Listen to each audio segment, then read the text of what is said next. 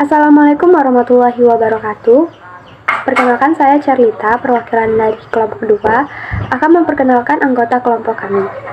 Yang pertama ada Tasya Syafitri dengan NIM C02104147. Kemudian ada saya sendiri, Charlita Anjani, dengan NIM C1C021057. Kemudian ada Lulu Iljana dengan NIM C1C021066. Kemudian ada Farhan Mahardika dengan NIM C1C021100.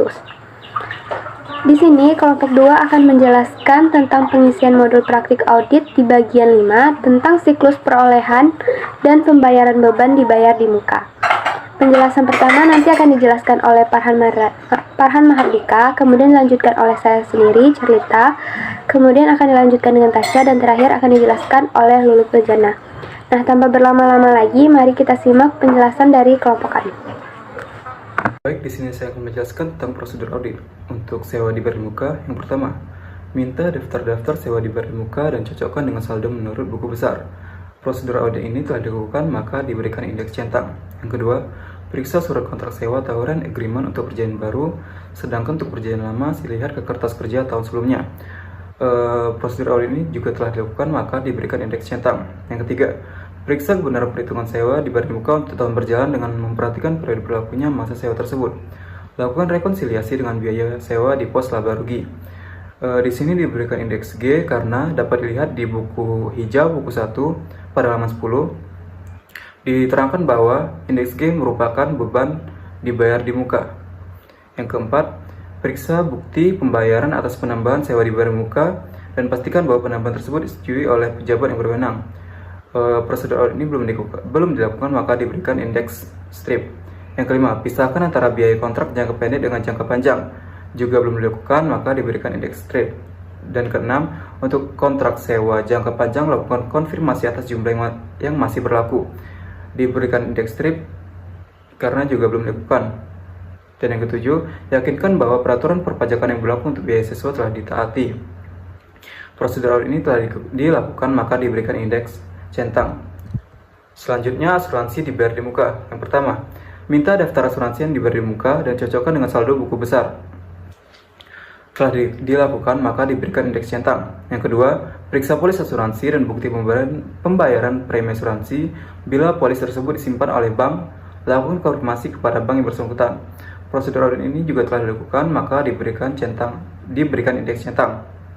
Yang ketiga, periksa kebenaran perhitungan premi asuransi yang dibayar di muka dan biaya asuransi untuk tahun berjalan dengan memperhatikan periode berlakunya polis asuransi tersebut.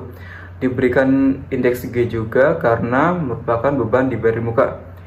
Yang keempat, pisahkan antara biaya yang mempunyai manfaat jangka pendek dengan yang jangka panjang. Belum dilakukan, maka diberikan indeks strip.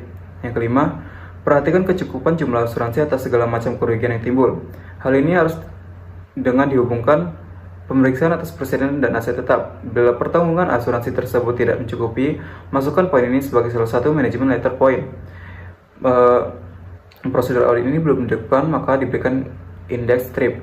Selanjutnya, pajak dibayar di muka. Yang pertama, minta daftar rincian pajak dibayar di muka yang meliputi jenis pajak PPh pasal 2, PPh pasal 23, dan PPh pasal 25.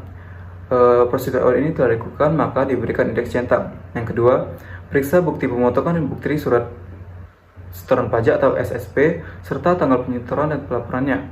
Telah dilakukan, maka diberikan indeks centang. Yang ketiga, cocokkan atas bukti pemotongan dan bukti surat setoran pajak dengan saldo di buku besar serta lakukan vouching.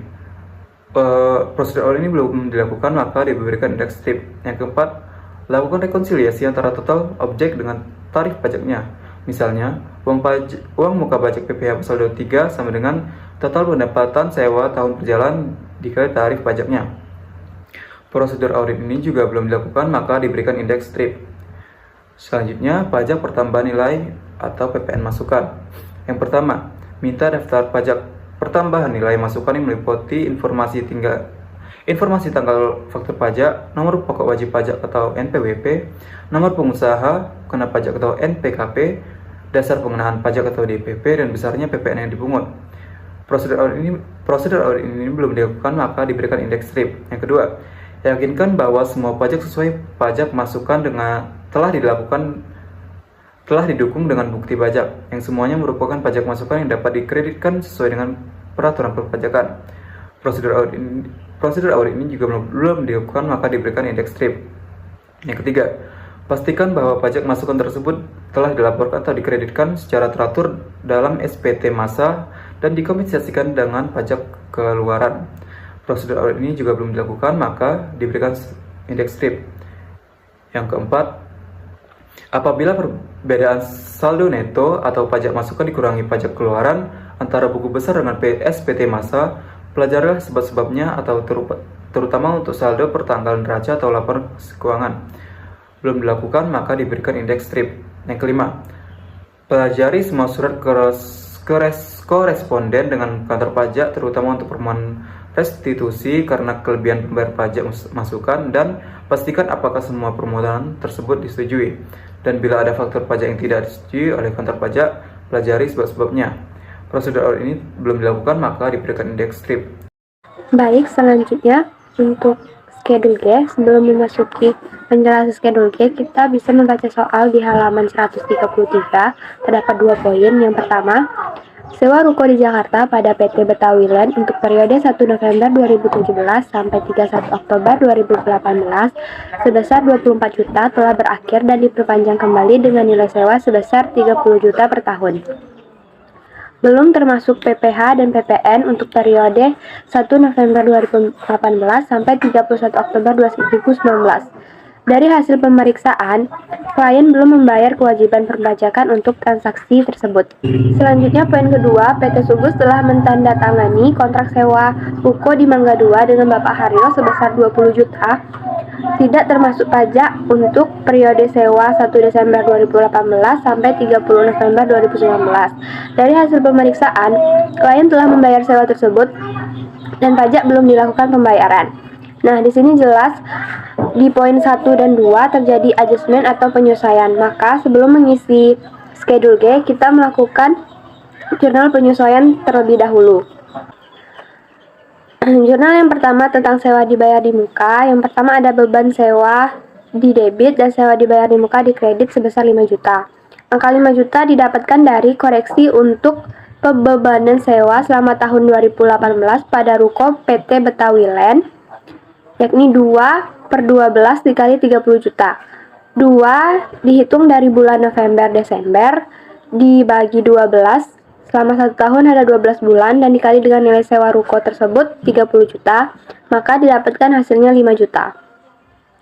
Selanjutnya yang kedua, beban sewa juga di debit dan sewa dibayar di muka di kredit sebesar Rp1.666.667. Hasil tersebut didapatkan dari koreksi untuk pembebanan sewa selama tahun 2018 pada ruko Bapak Haryo 1/12 dikali 20 juta. 1 didapatkan dari bulan yang dihitung dari bulan Desember.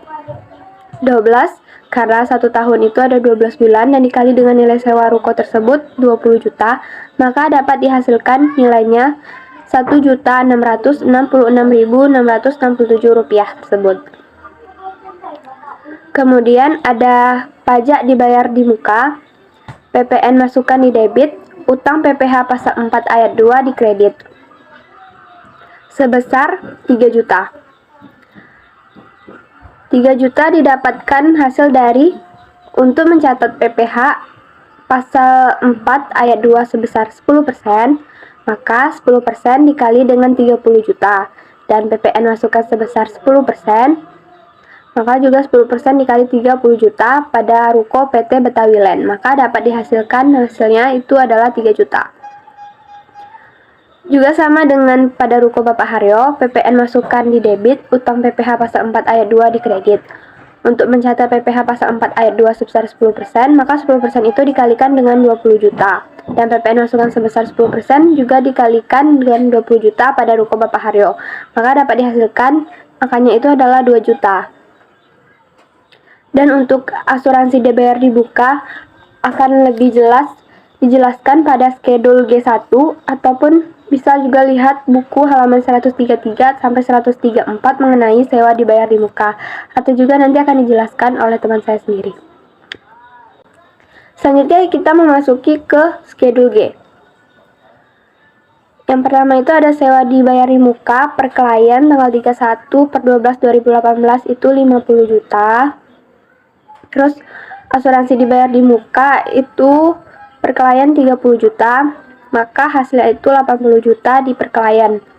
Kemudian kita masuk ke adjustmentnya atau penyesuaiannya. Sewa dibayar di muka itu 6.666.066,7. Hasilnya itu didapatkan tadi dari jurnal penyesuaian yang dijelaskan tadi. Kemudian asuransi dibayar di muka ternyata terjadi juga penyesuaiannya yang sebesar 19.300.000. Maka hasilnya penyesuaian itu ada 25.966.666,7 rupiah. Maka per auditnya di tanggal 31 bulan 12 2018 kita kurangi dengan nilai per klien tadi dengan penyesuaian, maka didapatkan sewa dibayar di muka per auditnya yaitu 43.333.333 rupiah, dan asuransi dibayar di muka sebesar 10.700.000 rupiah. Maka hasilnya per audit tanggal 31/12/2018 yakni 54.033.333 rupiah. Hasilnya didapatkan dari penjumlahan di atas yaitu 43.333.333 rupiah ditambah dengan 10.700.000 rupiah. Sekian dari saya, akan dilanjutkan oleh teman saya. Terima kasih. Baik, kita lanjut ke indeks Q1 dengan schedule asuransi dibayar di muka yang ada pada buku 2 halaman 101. Nah, di dalam schedule itu tertera aset yang diasuransikan berupa bangunan, perabotan peralatan kantor, kendaraan bermotor, serta persediaan. Dari masing-masing aset yang diasuransikan itu, kita ketahui nilai polisnya dengan total 5.200.000 juta, lalu premi yang dibayar dengan total 30 juta, serta periode dan nomor polis yang telah tertera di sana. Selanjutnya, kita perlu mengetahui berapa besaran perolehan dari beban asuransinya. Nah, untuk itu, terlebih dahulu kita tentukan masa manfaat ekonomi dari masing-masing aset yang diasuransikan. Pertama adalah bangunan, dengan rentang periode sejak April sampai dengan Desember 2018 adalah sama dengan 9 bulan. Kedua adalah perabot dan peralatan kantor dengan rentang periode sejak April sampai dengan Desember 2018 adalah sama dengan 9 bulan. Ketiga adalah kendaraan bermotor dengan rentang waktu periode sejak Juni sampai dengan Desember 2018 adalah sama dengan 7 bulan. Dan terakhir adalah persediaan dengan rentang waktu periode sejak Juli sampai dengan Desember 2018 terhitung selama 6 bulan. Nah, dari masalah manfaat ekonomi ini, kita kalikan dengan nilai yang ada pada daftar polis di buku 1 halaman 134. Langsung saja masukkan, pertama adalah bangunan dengan masa manfaat ekonomi 9/12 bulan, kita kalikan dengan nilainya yaitu sebesar 15 juta, maka totalnya adalah 11.250.000. Kedua adalah perabot dan peralatan kantor dengan masa manfaat ekonomi 9/12 bulan, kita kalikan dengan nilainya sebesar 1.200.000, maka kita peroleh 900.000. Ketiga adalah kendaraan bermotor dengan masa manfaat ekonomi 7/12 bulan, kita kalikan dengan 3 juta, maka hasilnya adalah 1.750.000. Dan terakhir adalah persediaan dengan masa rentang waktu 6/12 bulan, kita kalikan dengan nilainya 10.800.000, maka totalnya adalah 5.400.000. Nah, dari keseluruhan jumlah dari masing-masing aset yang diasuransikan tadi, maka total untuk pembebanan asuransinya adalah 19.300.000. Perkenalkan, nama saya Lulu Irjanah dengan NIM C1C021066. Di sini saya akan menjelaskan materi berikutnya, yaitu pada modul 5 indeks G2 schedule PPh 25 dibayar di muka. Yang dimana indeks G2 ini terdapat di buku 2 halaman 102. Nah, untuk mengisi indeks G2 ini kita perlu melihat bukti-bukti dokumen penerimaan negara dalam penerimaan pajak, yang terdapat di buku 1 halaman 138 sampai 148. Langsung saja, di situ sudah terdapat tabel nama-nama bulan dari bulan Januari sampai bulan November, yang dimana untuk pengisian tanggal dan jumlah setoran untuk tiap-tiap bulan itu kita dapat melihatnya di buku 1 halaman 138 sampai 148. Untuk bulan Januari itu bukti dokumennya terdapat di halaman 138. Nah, untuk pencatatan tanggal, di situ bulan Januari dicatat pada tanggal 6 Februari 2018. Nah, mengapa pada bulan Januari tapi pencatatannya di bulan Februari? Nah, karena untuk pembebanan pajak di bulan Januari itu dibayarkan pada awal bulan Februari.